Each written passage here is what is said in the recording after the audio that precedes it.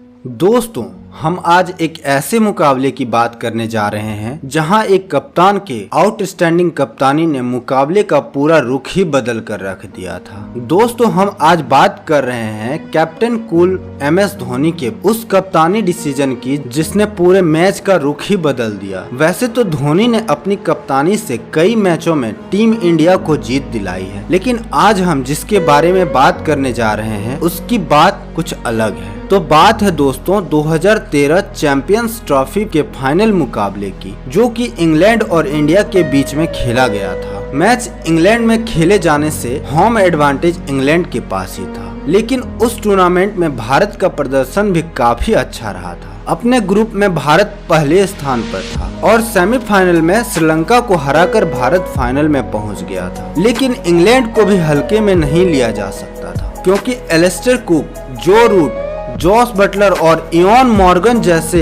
Star बल्लेबाज से सजी इंग्लैंड टीम अपने दम पर किसी भी टीम को हरा सकती थी। मैच भारतीय समय अनुसार 3 बजे से खेला जाना था, मगर मैच शुरू होने से पहले ही बारिश ने अपना दर्शन दिखा दिया था। एक समय ऐसा लगने लगा कि कहीं बारिश के कारण मैच रद्द न हो जाए, लेकिन आखिरकार बारिश रुक गई और 50 ओवर के मैच को 20 ओवर का ही बना दिया गया। एक ODI मुकाबला अब T20 मुकाबले में बदल चुकी थी और उससे भी एक परेशानी की बात ये हो गई कि यहाँ भारतीय कप्तान MS धोनी टॉस हार गए और अब भारत को पहले बल्लेबाजी करने आना था। भारत की तरफ से शुरुआत करने आए रोहित शर्मा और शिखर धवन, लेकिन शुरुआत में इन दोनों बल्लेबाजों को रन बनाना मुश्किल हो रहा था और चौथे ही ओवर में स्टुअर्ट ब्रॉड ने रोहित शर्मा को 19 रन के स्कोर पर ही क्लीन बोल्ड कर दिया। लेकिन क्रीज पर अभी भी शिखर धवन मौजूद थे। पूरे टूर्नामेंट में अच्छे रन बनाने वाले शिखर धवन उस दिन भी अच्छे लय में नजर आ रहे थे, लेकिन तभी शिखर धवन भी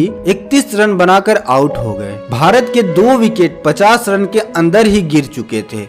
ये तो बस शुरुआत थी, उसके बाद तो विकेट की झड़ी सी लग गई। 2 रनों के अंदर ही भारत ने अपने मिडिल ऑर्डर के 3 बल्लेबाज को खो दिया, जिसमें दिनेश कार्तिक, सुरेश रैना और महेंद्र सिंह धोनी शामिल थे। अब यहाँ टीम पूरी तरह मुश्किल में थी। यहाँ से सारी जिम्मेदारी विराट कोहली और रविंद्र जडेजा के कंधों पे आ चुकी थी। ऐसे में समझदारी भरी बल्लेबाजी दिखाते हुए विराट कोहली ने रन गति को आगे बढ़ाना शुरू किया। इन दोनों ने मिलकर पारी को पहले तो स्टेबल किया और बाद में विराट कोहली और भी आक्रामक हो गए और उन्होंने ग्राउंड के हर तरफ बड़े शॉट लगाना शुरू कर दिया। उन्हें देखकर रविंद्र जडेजा भी कहां पीछे रहने वाले थे। दूसरी तरफ से वे भी आक्रामक होकर खेलने लगे। देखते ही देखते उन दोनों ने भारत का स्कोर 100 रनों के पार पहुंचा दिया, मगर 18वें ओवर में विराट कोहली एक बड़े शॉट मारने की कोशिश में कैच आउट हो गए। लेकिन आखिर में रविंद्र जडेजा के कुछ अच्छे हिट्स के चलते भारत सम्मानजनक स्कोर बनाने में कामयाब रहा।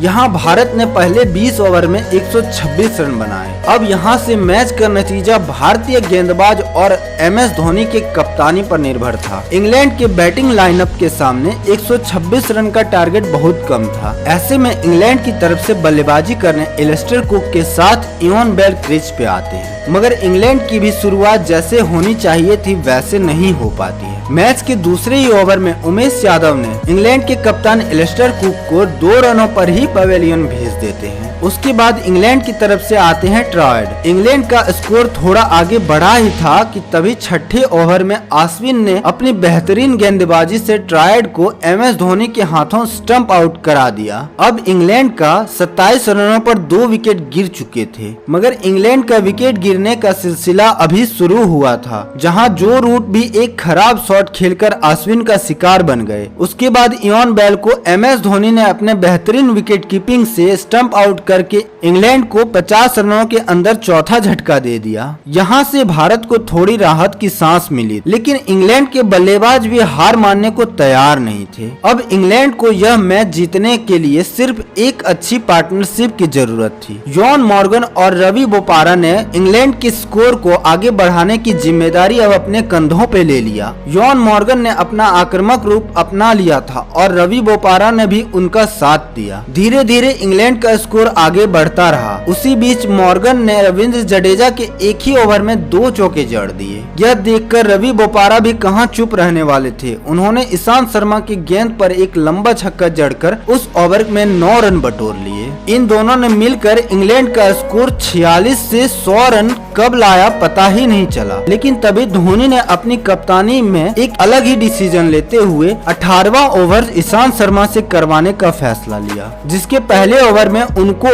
छक्का पड़ गया था। तब यह लगने लगा कि कहीं यह डिसीजन गलत तो नहीं साबित हो जाएगा। तभी अगली ही गेंद पर ईशांत शर्मा ने मॉर्गन का विकेट चटकाकर भारत को एक और सफलता दिलाई। ईशांत ने अगले ही बॉल पर रवि बोपारा का भी कैच करा दिया, भारत को एकदम ही गेम में वापस ला दिए। ईशांत ने अपने ओवर में इंग्लैंड के दोनों ही सेट बल्लेबाज को आउट कर मैच को फिर से एक बार मजेदार बना दिया। लेकिन हमें फिर धोनी का अजीबोगरीब कप्तानी देखने को मिला। जब उमेश यादव और भुवनेश्वर कुमार का ओवर बचे होने के बाद भी उन्होंने गेंद रविंद्र जडेजा को दे दिया। जडेजा ने भी धोनी के डिसीजन को बखूबी निभाते हुए उसी ओवर में जडेजा ने पहले जॉस बटलर और उसके बाद एंडरसन का विकेट चटकाकर ओवर में मात्र 5 रन दिए और धोनी के उस डिसीजन को सही साबित किया। उसके बाद आखिरी ओवर धोनी ने अश्विन से कराने का फैसला लिया। अब सबको लगने लगा कि धोनी का दिमाग ठिकाने पर है या नहीं, क्योंकि दांव पर चैंपियंस ट्रॉफी थी और अब पूरे मैच का नतीजा आखिरी ओवर पर जा टिका था। ऐसे में यह ओवर थोड़ा सा भी ऊपर नीचे होता तो इसका जिम्मेदार सिर्फ और सिर्फ धोनी थे। और इधर ओवर के पहले ही बॉल पर चौका लग गया। अब सबको लग गया कि धोनी से यहाँ गलती हो गई। तभी धोनी अश्विन के पास आकर उन्हें कुछ बताया और अश्विन ने अगले ही गेंद में मात्र 3 रन ही दिए। अब यहाँ से इंग्लैंड को जीत के लिए चाहिए थे